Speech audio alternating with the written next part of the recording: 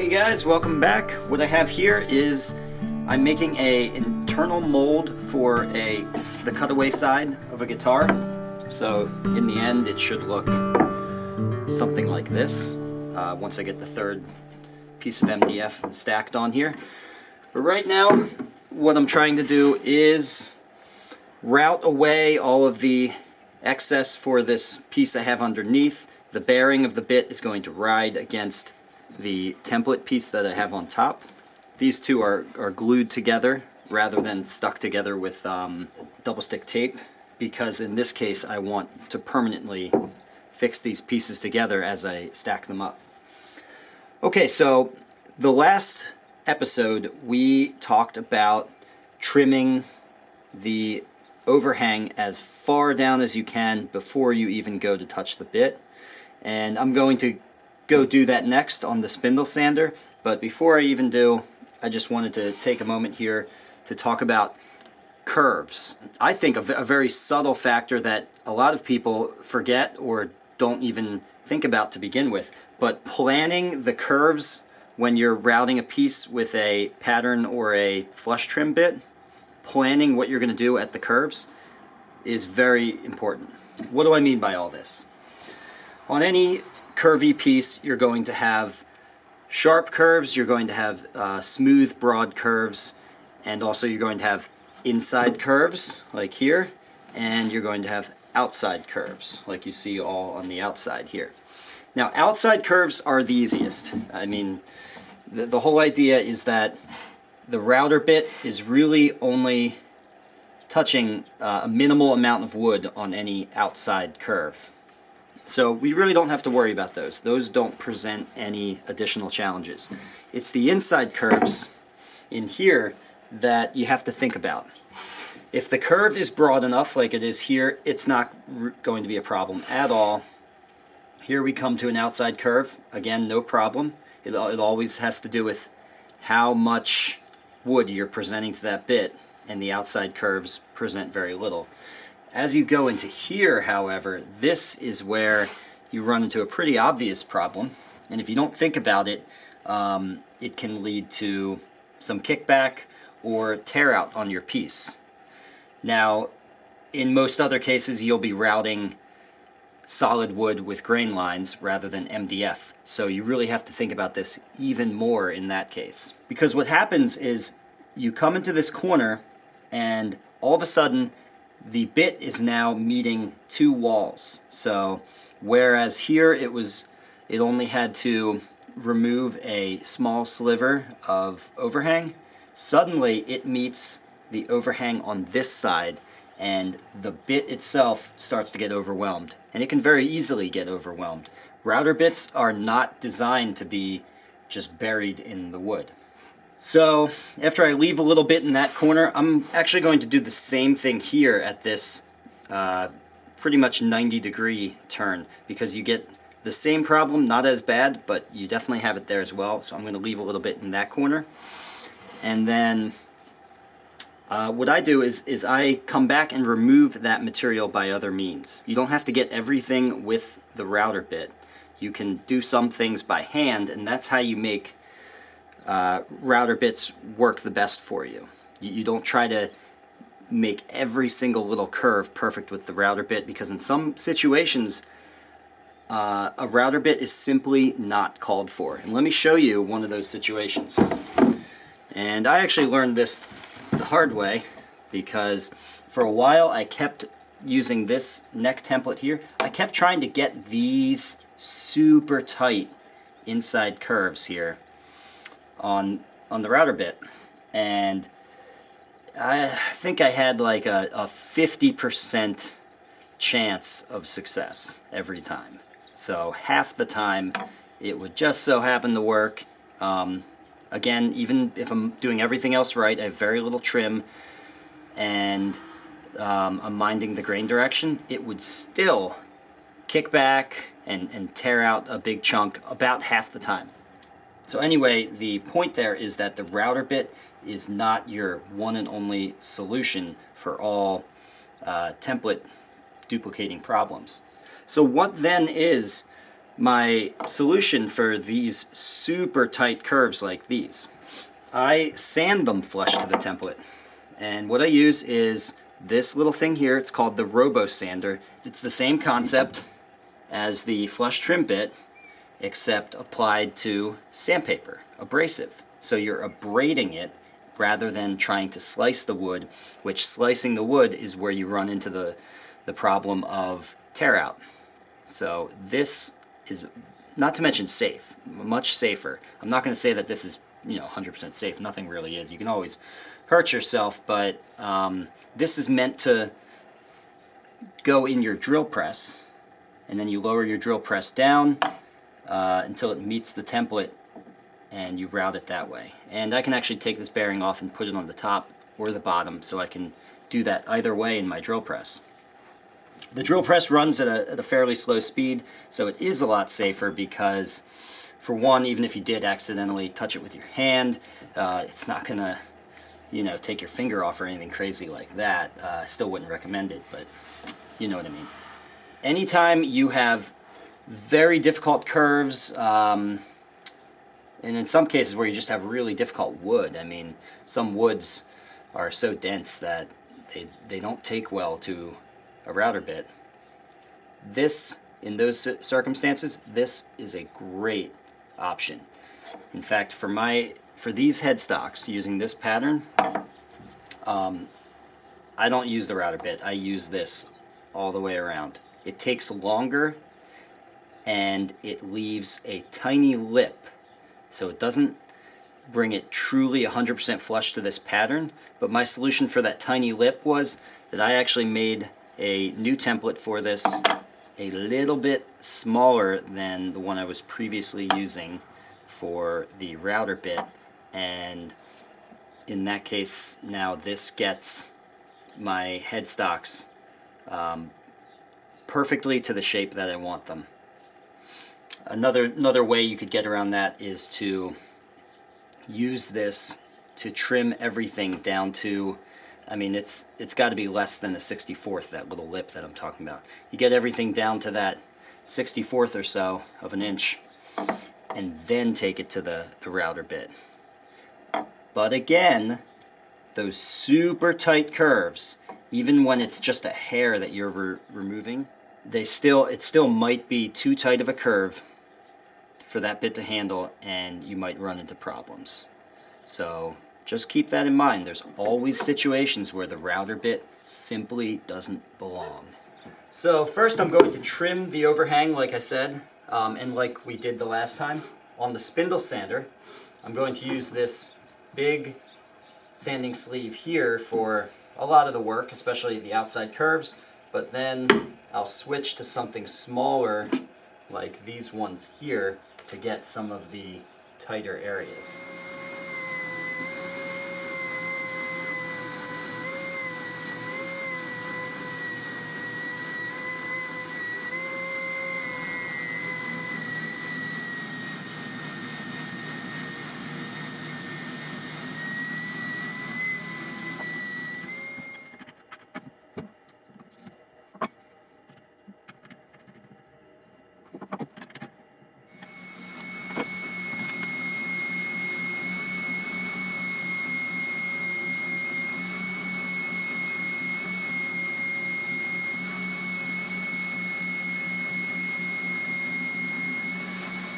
So now I'm going to do the outside curves first, and just notice that I can move fairly quickly through this because that curve only presents a small amount of the wood to the bit. So there's little chance of any sort of kickback, or if it was solid wood, tear out. And then when I move to the inside cuts, you'll notice that I'll just slow down a little bit, and I just want you to notice anywhere that I'm slowing down, there's a increase in the amount of wood that is being presented to the bit. And that's the kind of thing that I want you to train your eyes to see while you're routing different patterns on a flush trim bit or on a pattern bit.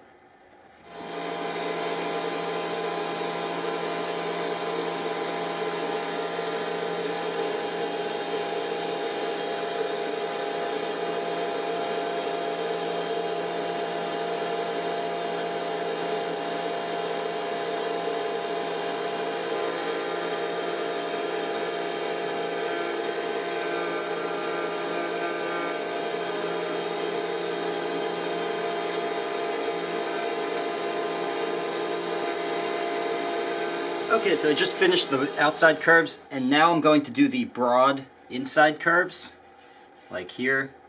Well, that's another outside, so really this is it. This is the only broad inside curve. And just notice that I'll slow down just a little bit. It's still a very broad curve, so it's not really going to be a problem, especially considering that it's MDF. But more as a matter of presentation, I want to demonstrate how, as you're following these curves, you know when you can speed up and when you really have to slow down.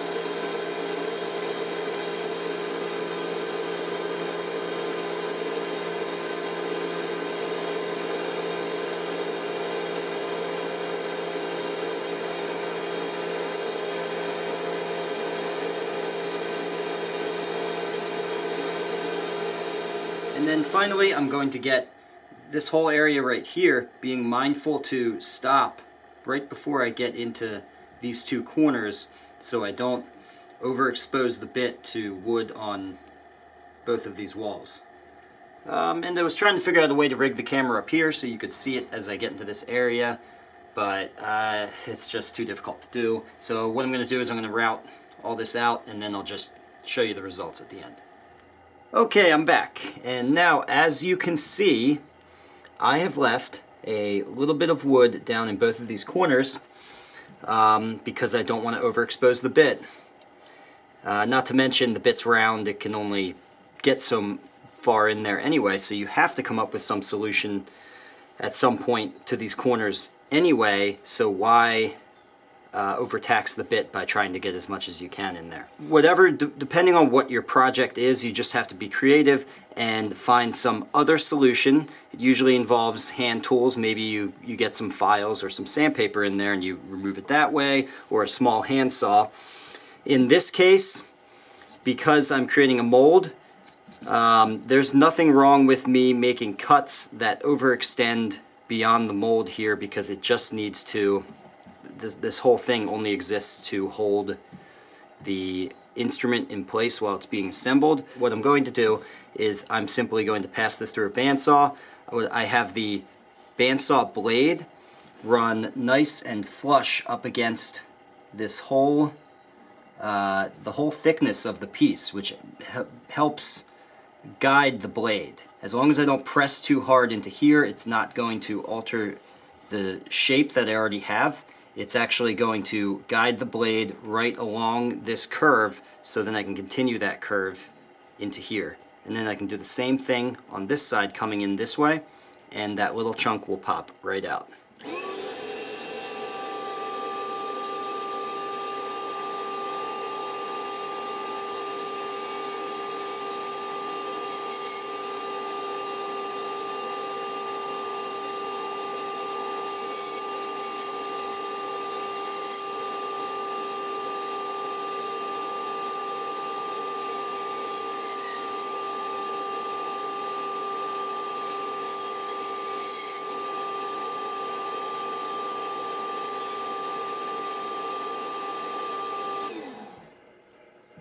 Okay, so we just talked about dealing with inside curves, especially tight inside curves and corners like these.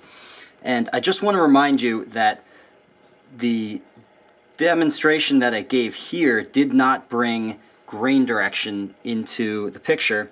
And in a lot of cases, you're going to be dealing with not just inside corners, but also wood that has grain lines.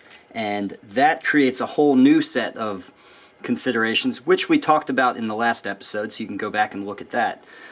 Really, I just kind of touched on it a little bit, But anyway, I'm not really going to get into that here, but I just wanted to remind you that most wood looks like this, right? So at the same time that you're considering those curves, you have to also be considering that if the bit is spinning this way and coming up this way, it's going to be biting into the grain.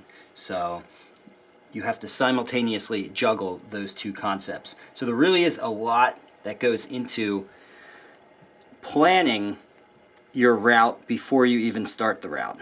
And then, of course, as I already touched on, consider that not every situation calls for a router. In some cases, it's just a bad situation and you should find another way, like the robo sander, or even just using hand tools, or just trying to get it as close as you can on the spindle sander manually. Anyway, that's how I want to wrap up this little short series on using flush trim bits and pattern bits. If you guys have any questions, please shoot them at me. I love answering these, and I look forward to presenting you more videos in the near future, so stay tuned.